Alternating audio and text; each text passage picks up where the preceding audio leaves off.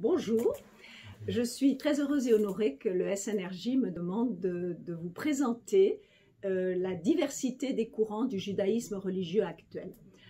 En effet, si l'on me demandait une définition du judaïsme, je le comparerais à une marqueterie, à une mosaïque chatoyante où chaque élément a son originalité propre, sa beauté, mais la beauté de l'ensemble est due certainement au ciment qui unit tous ces éléments, et je dirais que ce ciment, c'est l'amour de la Torah. Le judaïsme rabbinique doit en effet sa pérennité dans les multiples vicissitudes de l'histoire à sa fidélité à la tradition, résumée par l'ouvrage monumental du Talmud. Et qu'ils soient ashkénazes ou séfarades, les Juifs ont un socle commun de référence, la loi, héritée de Moïse, interprétée par les sages des différentes générations et que l'on appelle la halakha. Ce travail d'interprétation est le fondement du Talmud, mais celui-ci reste ouvert et l'étude et le commentaire des Écritures fut et reste la source constante de l'éthique et du mode de vie juif. Cette éthique et ce mode de juif, cependant, ont connu de nombreuses évolutions et bouleversements au cours de l'histoire, et tout particulièrement depuis 2 siècles. Cela est naturel puisque le judaïsme est une culture, on pourrait dire presque une civilisation qui est vivante. C'est donc sous cet angle de la diversité et de l'énergie, du dynamisme, que je vous propose d'aborder les différents courants du judaïsme religieux actuel. Alors, judaïsme religieux, car en effet, de nos jours, être juif ne signifie pas forcément se référer à une halakha avec ses contraintes, dans une dimension donc strictement religieuse, et la majorité, on le sait, des 15 millions de juifs qui vivent aujourd'hui dans le monde, qu'ils soient en Israël ou en diaspora, n'ont plus forcément besoin du religieux pour se définir comme juifs. Ils se vivent comme laïcs et considèrent leur identité juive, leur judéité, comme l'appartenance à une culture, un humanisme, des valeurs, dans lesquelles, bien sûr, la lutte contre l'antisémitisme, la mémoire des génocides, et en particulier de la Shoah, ainsi que l'attachement à l'État d'Israël né en 1948, tous ces éléments donc font partie pour eux de cette définition de leur judéité, mais pas forcément des éléments religieux. Certains même se déclarent athées. En Israël, les juifs d'ailleurs laïcs représenteraient 44% de l'ensemble des juifs, et en France, ils représenteraient près des 2/3. Pour autant, ces juifs laïcs qui souhaiteraient et qui souhaitent, bien qu'affiliés à aucune synagogue, approfondir la dimension religieuse de leur identité, eh bien, peuvent, au-delà de la fréquentation ponctuelle de telle ou telle synagogue lors d'événements familiaux, un mariage, une bar ou une bat mitzvah, ou bien lors de grandes fêtes comme Yom Kippour, ou bien le Pessah avec sa liturgie familiale du Seder, eh bien, ils peuvent aller au-delà, mais c'est vrai qu'on peut dire qu'ils ont un choix très grand dans les possibilités de cet approfondissement religieux de leur judéité. C'est le cas d'ailleurs de nombreux jeunes qui aujourd'hui veulent justement revenir à quelque chose d'un peu plus fort sur le plan religieux. Alors, je vais vous présenter dans ces 2 vidéos justement 2 grandes tendances, si l'on peut dire, de ce judaïsme religieux tel qu'il existe aujourd'hui. Dans la première vidéo, nous verrons un vaste courant issu de ce que nous pouvons appeler la réforme du judaïsme qui a démarré au XIXe siècle. Alors, à l'intérieur de ce courant, on va trouver des mouvements très divers, avec des étiquettes très diverses, réformés, progressistes, libéraux, mais aussi conservateurs ou massortis, voire reconstructionnistes. Nous essaierons de voir ce que recouvrent toutes ces étiquettes. Et dans la deuxième vidéo, eh bien, nous verrons comment un autre mouvement, en partie bien sûr contraire au précédent, s'est défini comme orthodoxe. Mais là aussi, les nuances et même les différences, voire les oppositions, sont légion, au point d'ailleurs qu'on applique à certains des mouvements le qualificatif de ultra-orthodoxe. Voilà. Donc, commençons par la première question. Qu'est-ce que la réforme du judaïsme, avec les multiples étiquettes donc, que je viens de vous citer? Eh bien, tout a commencé en fait au XIXe siècle, avec un fait historique majeur que l'on pourrait appeler le choc de la sortie du ghetto. Au XIXe siècle, en effet, les Juifs en Europe occidentale, comme aux États-Unis, sont devenus des citoyens libres et égaux en droit avec leurs compatriotes, alors que pendant des siècles, ils avaient été marginalisés, enfermés, persécutés. En France, ce passage, cette sortie du ghetto, fut brutal, puisque par le décret du 27 septembre 1791, l'Assemblée nationale constituante, la première assemblée révolutionnaire, émancipait les Juifs, c'est-à-dire en faisait des citoyens à part entière. Aux États-Unis, ce fut dès l'origine de la jeune nation en construction, puisque dans la Constitution de 1787, le premier amendement stipule que le Congrès ne fera aucune loi qui touche l'établissement ou interdise le libre exercice d'une religion. Ailleurs en Europe, le processus fut plus lent. En Grande-Bretagne, en Autriche, en Allemagne, ce fut par des réformes successives. Mais on peut dire que dans le dernier quart du XIXe siècle, à peu près partout en Europe occidentale, les Juifs sont émancipés, c'est-à-dire des citoyens libres et égaux en droit. Par contre, à l'est de l'Europe, les Juifs nombreux et même numériquement majoritaires à l'échelle mondiale qui vivent majoritairement dans les territoires de ce qu'était à l'époque l'Empire de Russie, puisqu'il faut se souvenir que la Pologne n'existait pas jusqu'à la Première Guerre mondiale, eh bien ces Juifs de l'Est, Ostjuden comme on dit en allemand, eux par contre restent dans une situation de discrimination, de marginalisation sociale et civique pendant tout le XIXe siècle et ce jusqu'à la Première Guerre mondiale. Les Juifs de l'Ouest, donc de l'Europe et des États-Unis, sortis du ghetto ou qui n'y ont jamais été aux États-Unis, vont avoir à se confronter à une série de défis.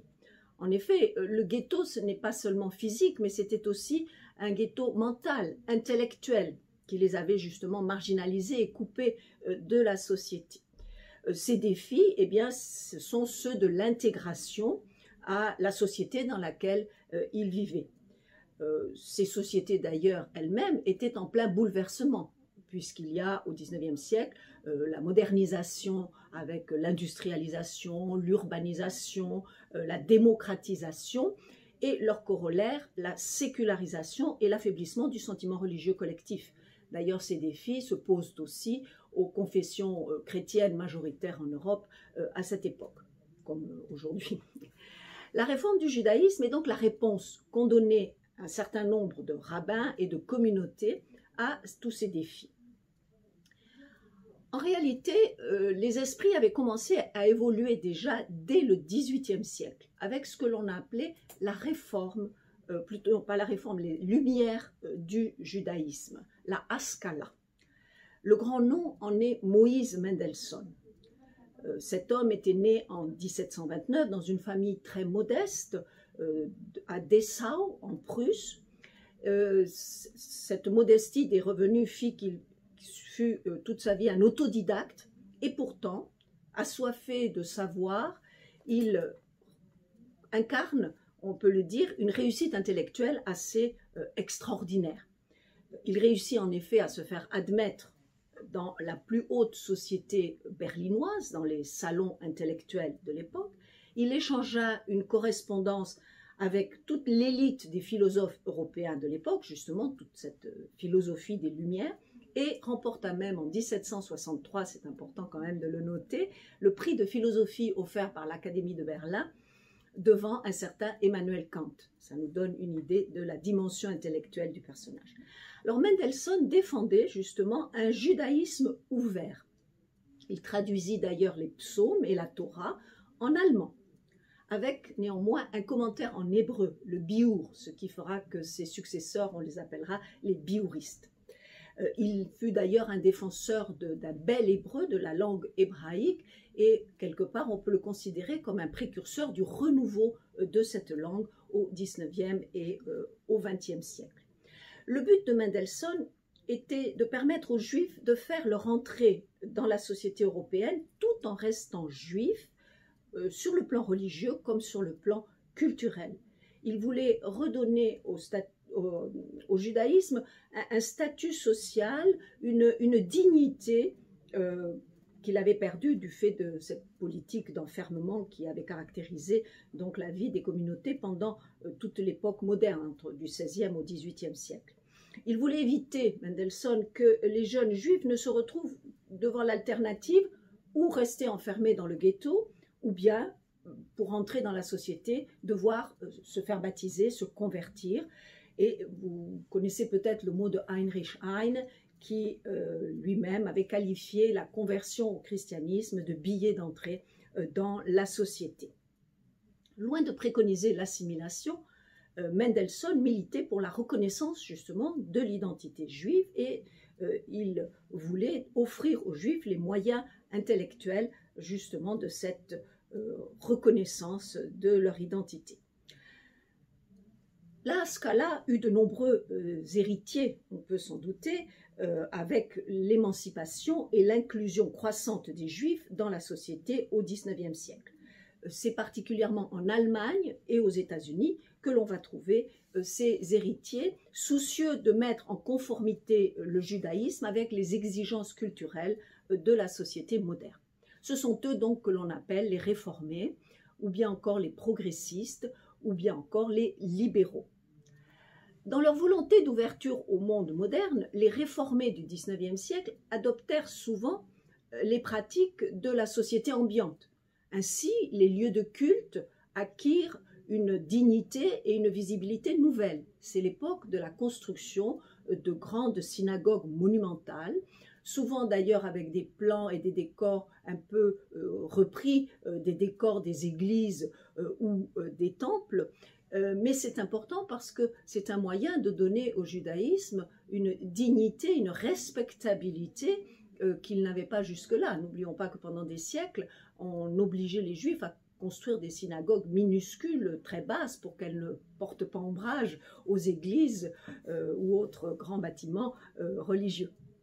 Chrétiens, c'est vrai aussi d'ailleurs en terre d'islam, où les synagogues doivent être très modestes par rapport bien sûr aux mosquées. En tout cas, on a donc cette visibilité nouvelle et dans la liturgie également, on a le développement, l'introduction de l'orgue par exemple, hein, qui est une nouveauté, qui a suscité d'ailleurs au début du XIXe siècle un certain nombre d'oppositions. Également le développement des homélies, voire d'un certain nombre de prières en langue vernaculaire. Les rabbins, de leur côté, adoptèrent des costumes, en général noirs, avec des sortes de cols blancs qui ne les différenciaient pas beaucoup des prêtres ou des pasteurs chrétiens au milieu desquels ils vivaient. Donc tout cela est important parce que ça donnait justement cette visibilité, cette respectabilité recherchée par le judaïsme. Alors les chefs de file de ce judaïsme réformé ou progressiste furent des rabbins allemands, dont les plus célèbres sont Abraham Geiger et Samuel Oldheim. Ceux-ci considéraient que la révélation étant progressive au cours de l'histoire, eh bien la tradition et la pratique pouvaient également évoluer au cours de l'histoire. Ainsi, ils pensaient possible des accommodements sur les lois alimentaires, la cacheroute, ou même sur le respect du Shabbat. Les sciences profanes également étaient valorisées et introduites dans la formation des jeunes juifs, bien sûr, mais surtout même des rabbins, y compris la lecture historico-critique des textes de la Bible et du Talmud. Dans ces mouvements également, assez vite, la place des femmes fut réévaluée dans le sens d'une plus grande égalité. Et en 1935, pour la première fois, fut ordonnée rabbin une femme en Allemagne, Regina Jonas, qui mourut assassinée à Auschwitz par les nazis. Les plus progressistes de ces rabbins réformés, on les trouve aux États-Unis, où en 1885, ils publièrent un texte, la plateforme de Pittsburgh, qui résume bien leur position. Première idée très importante, les récits bibliques doivent être lus impérativement à la lumière du rationalisme scientifique. Deuxième idée également, une grande partie des préceptes contraignants de la loi, de la halakha, soit sont complètement caduques, par exemple le culte sacrificiel instauré à l'époque de l'Antiquité, mais également dans le domaine du régime alimentaire, des vêtements, et même certains vont jusqu'à proposer de transférer le Shabbat sur le dimanche pour mieux faire coller le rythme de la vie juive avec le rythme de la société ambiante. On se doute, dans ce congrès de Philadelphie en plus, on alla même jusqu'à proposer des fruits de mer lors du menu du festin. On se doute que cela entraîna des oppositions et même des ruptures avec des rabbins plus modérés qui fondèrent alors un mouvement dont on va parler, qu'on appelle le mouvement conservative en américain, ce qui veut dire conservateur, mais en fait ils sont quand même des réformés et appartiennent à ce grand courant de la réforme. Dans le judaïsme libéral, donc issu de cette réforme, et particulièrement important aux États-Unis, l'accent est mis sur la dimension éthique, individuelle, sur l'ouverture également aux autres traditions religieuses qui sont vues comme des éléments positifs d'élévation spirituelle pour tous les humains. Le messianisme est vécu comme une espérance universaliste, l'établissement d'un règne de vérité, de paix et de justice entre tous les hommes. Et à la fin du XIXe siècle, ces libéraux, en particulier aux États-Unis, répudiaient toute idée de retour en Palestine. Ils étaient extrêmement distants du mouvement sioniste. Bien entendu, aujourd'hui, ce n'est plus le cas, et l'immense majorité des libéraux américains, non seulement admis, mais valorisent l'existence de l'État d'Israël, même s'ils récusent l'idée qu'on ne puisse être pleinement juif qu'en Eretz Israël, idée que défendent par contre les orthodoxes israéliens. Dans les synagogues libérales héritières de ce courant, les femmes ne sont plus séparées des hommes. Elles peuvent monter à la bima ou théba pour lire la Torah lors des offices, elles peuvent se couvrir du talit, le châle de prière, et les questions du mariage et de la filiation sont abordées de façon très ouverte, au point de reconnaître comme juifs des enfants nés de pères juifs mais de mères non juives. Le souci d'égalité et de justice amène à une tolérance envers l'autre quel qu'il soit, chrétien ou musulman, bien sûr, mais également homosexuel, LGBT. Depuis 1986 aux États-Unis, les ordinations de rabbins homosexuels, hommes ou femmes, sont licites, de même que les fiançailles pour les couples de même sexe. Le judaïsme libéral, donc je le disais, met vraiment l'accent sur la responsabilité personnelle et la réflexion individuelle. Il encourage ses membres à prendre une part active à la réparation du monde, le tikkun olam, mais par un engagement militant, politique, social, culturel. Il soutient le sionisme, mais se tient à l'écart de la vie politique d'Israël. D'ailleurs, en Israël, le judaïsme officiel, le grand rabbinat, ne reconnaît pas le judaïsme libéral. Les communautés réformées ou libérales se retrouvent dans la World Union for Progressive Judaism, WUPJ, au sein de laquelle la plus importante, bien sûr, est la Reform Judaism des États-Unis, avec plus d'1 million de membres affiliés. En Grande-Bretagne aussi, ce mouvement, le Movement for Reform Judaism, regrouperait au moins 20% de la judaïcité britannique observante, et il rayonne sur toute l'Europe à travers une institution de formation des rabbins qui est le Leo Baeck College de Londres.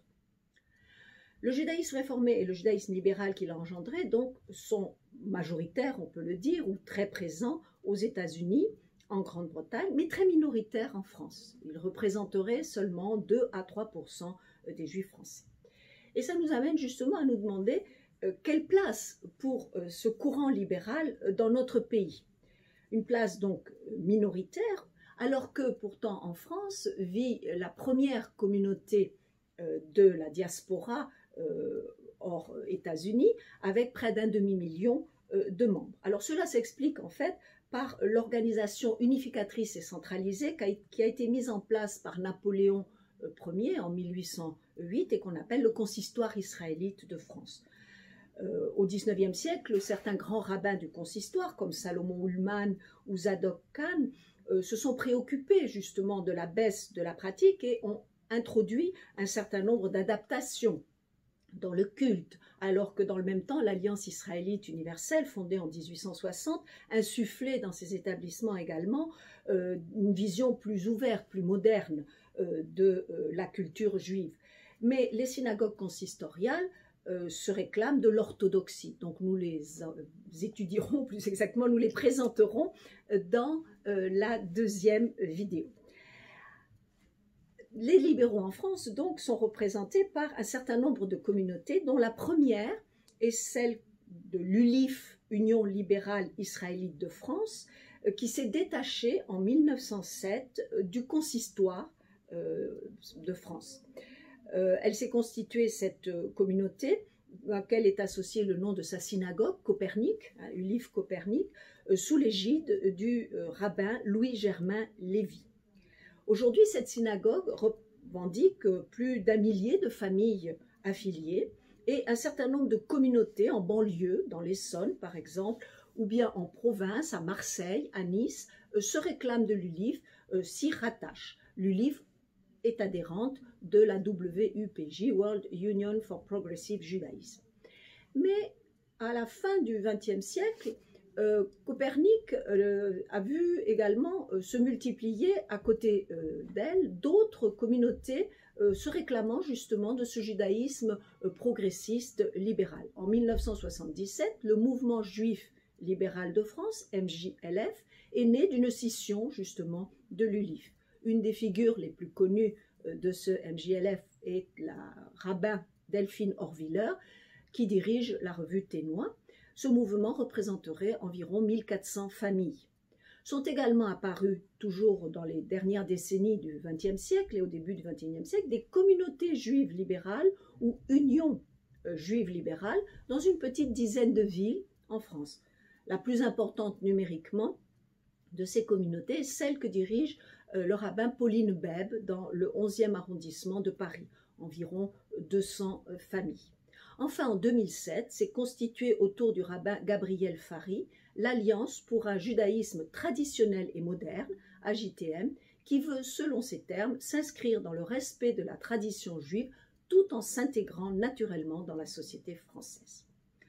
Donc un mouvement de dispersion, mais qui semble bien aujourd'hui être arrêté, puisque à l'automne 2019 est née l'association Judaïsme en mouvement, fruit du rapprochement de l'ULIF Copernic et du MJLF. L'objectif de Judaïsme en mouvement est justement d'attirer à la synagogue à peu près la majorité des Juifs de France qui n'en fréquentent guère et qui sont laïques, sécularisés, pour éviter justement l'assimilation en fait, qui ferait perdre toute dimension juive à ces personnes. Ce judaïsme, bien sûr, que propose Judaïsme en mouvement est pleinement libéral, puisque le projet est de porter un judaïsme moderne, pluraliste, basé sur l'égalité entre les hommes et les femmes, et d'en faire connaître la richesse et la beauté à ceux justement qui seraient tentés par l'assimilation pure et simple.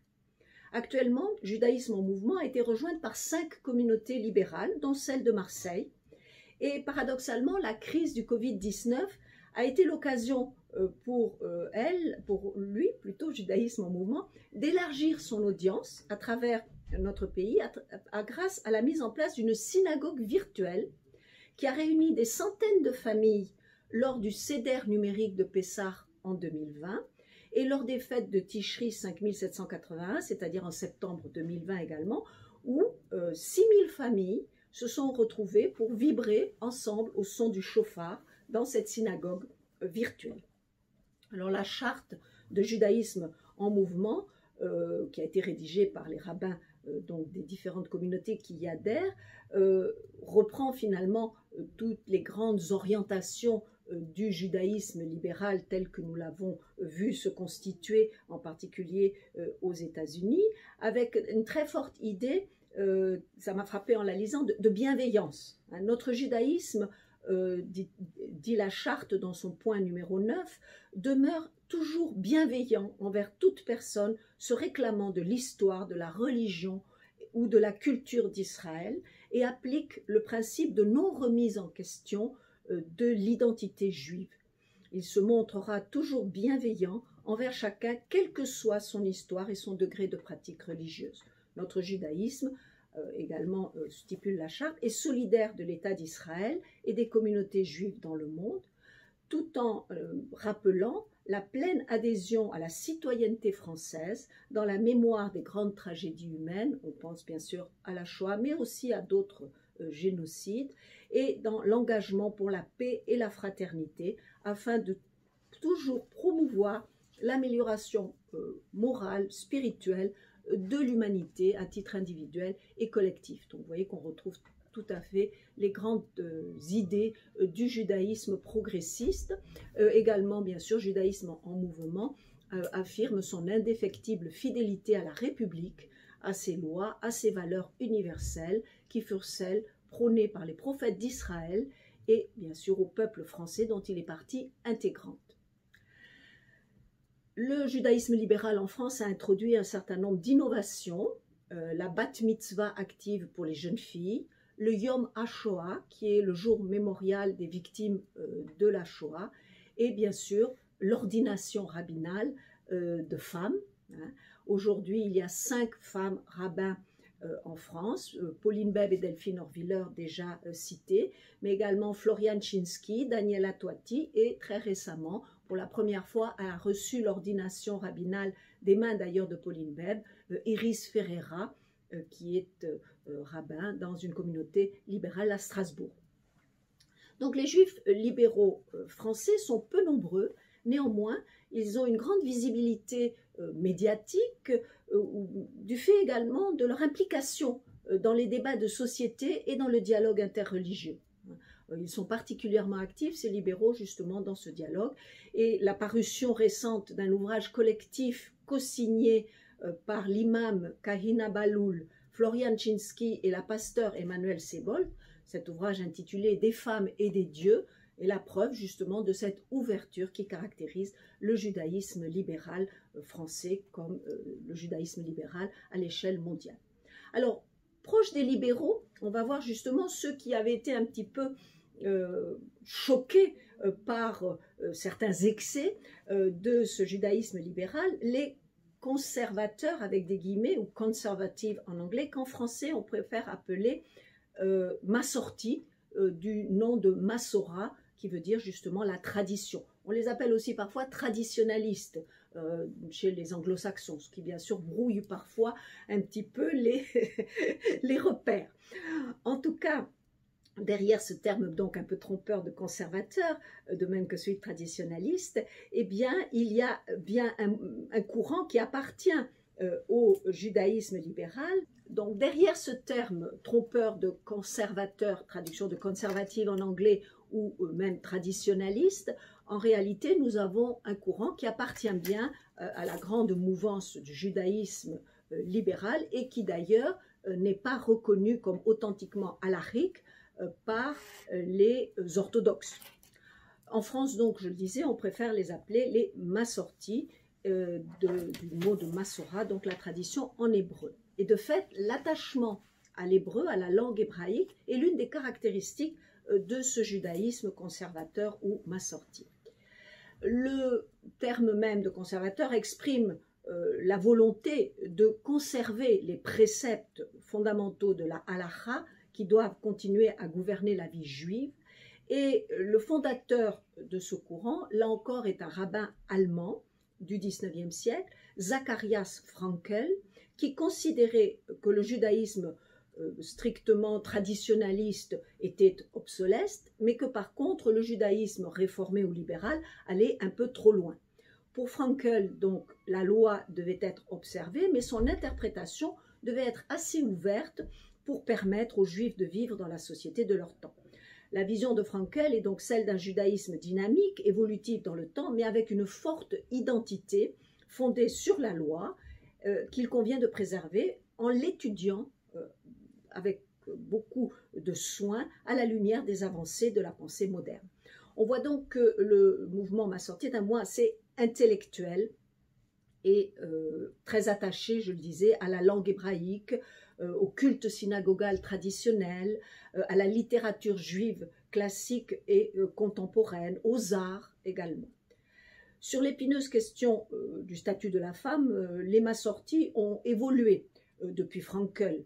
La parité a beaucoup progressé en leur sein. En 1985, aux États-Unis, Rabbi Ami Heilberg est devenue la première femme rabbin dans le judaïsme massorti.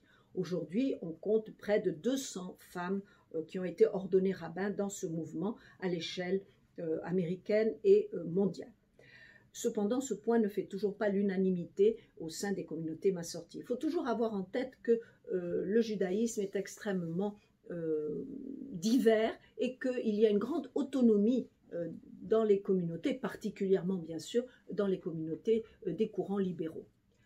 Le mouvement massorti a connu un très fort développement au début du XXe siècle aux États-Unis, où se trouve son centre institutionnel, le Jewish Theological Seminary, qui fut fondé à New York en 1887 et qui est à la tête de la plus importante bibliothèque juive du monde. Et également, cette institution est à la tête du musée juif de New York. Avec l'université hébraïque de Jérusalem, on peut dire que le Jewish Theological Seminary est l'une des plus prestigieuses institutions pour les études juives à l'échelle mondiale. Il a formé d'ailleurs toute une élite de rabbins tout au long du XXe siècle.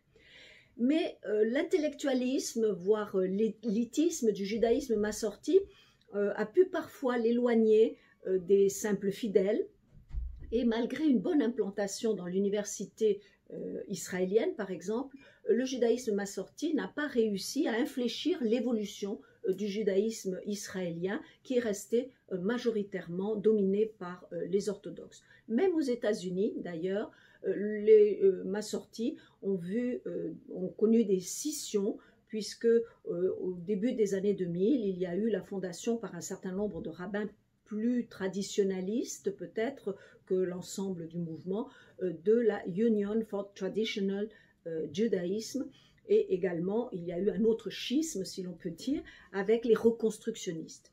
Alors le judaïsme reconstructionniste, lui, n'existe pratiquement qu'aux États-Unis, où il joue un rôle très important, je dirais, dans les milieux intellectuels, voire politiques, mais il est très très minoritaire. Il adhère également à la WUPJ et il a été fondé par un rabbin, Mordecai Kaplan, au début du XXe siècle, en 1922, et réactivé dans les années 60, en particulier après 1967, dans un sens clairement sioniste, donc avec une visée beaucoup plus politique.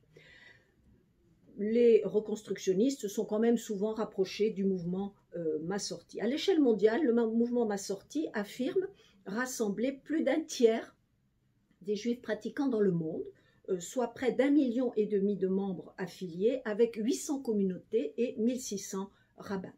En France, les communautés Massorti sont de création récente. En 1989, pour la première d'entre elles, et qui reste l'une des principales, Adat Shalom, située dans l'ouest parisien et qui regroupe environ 500 familles. Dor Vador a été créée en 2004 par et pour les familles de l'est parisien. Se réclame aussi du mouvement Massorti, Neve Shalom à Saint-Germain-en-Laye, Mahayan Or à Nice, Judaïka à Marseille, Or Shalom à Aix. Les communautés françaises Massorti ont depuis 2007 un organe représentatif commun, Massorti France, avec un site et une revue de grande qualité. La revue s'appelle Miktav Hadash. Le judaïsme réformé, libéral ou massorti apparaît donc comme un corps vivant, formé d'une mosaïque de tendances aux frontières parfois floues, nous venons de le voir, avec un grand nombre de nuances, de gradations dans la volonté plus ou moins affirmée de conserver des aspects plus ou moins importants de la foi et de la pratique juive traditionnelle. En tout cas, son ouverture à la société moderne est incontestable. C'est à la fois sa force et sa faiblesse, puisque certains vont reprocher à ce judaïsme libéral de se faire en quelque sorte le fourrier de l'assimilation et donc de la disparition de la judéité. Ces critiques paraissent quand même excessives si l'on considère justement que ce judaïsme dynamique et moderne, en particulier sur les questions sociétales, est à même de freiner le mouvement de sécularisation et d'assimilation qui pourrait amener en effet à ce grand danger de la disparition de la spécificité juive.